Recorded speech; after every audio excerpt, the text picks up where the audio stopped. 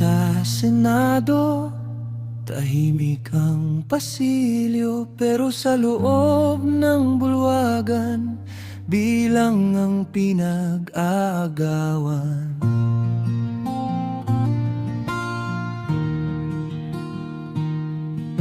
Labing-dalawa lang sapat na mahinang bulong, pero sa papel ng batas, 13 ang sabi ng kamay na sumulat noon. Bilang lang ba talagang basihan? Kung 12, sino ang maiiwan kung takot na ang nagsasalita? Sino pa ang pakikinggan ng bayan?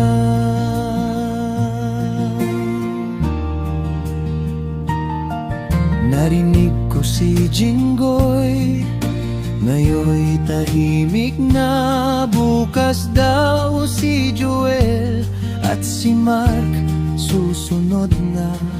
Humingi ng lunas si Alan sa mataas na hukuman, habang ang Blue Ribbon nagugulo. Di na alam kung saan lulugar ang katotohanan. Bilang lang ba talaga ang basihan?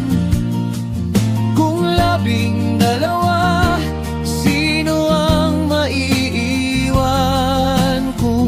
pananakot na ang wika?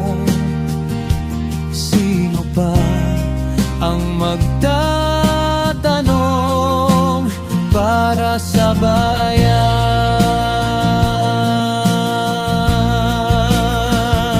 Hindi ako galit, nagtataka lang kung ang upuan ay mas mahalaga sa saligang batas na hawak. Kung ang lider ay yumuko dahil sa pangamba, anong klaseng silya ang iiwan natin sa mga batang titindig buhay?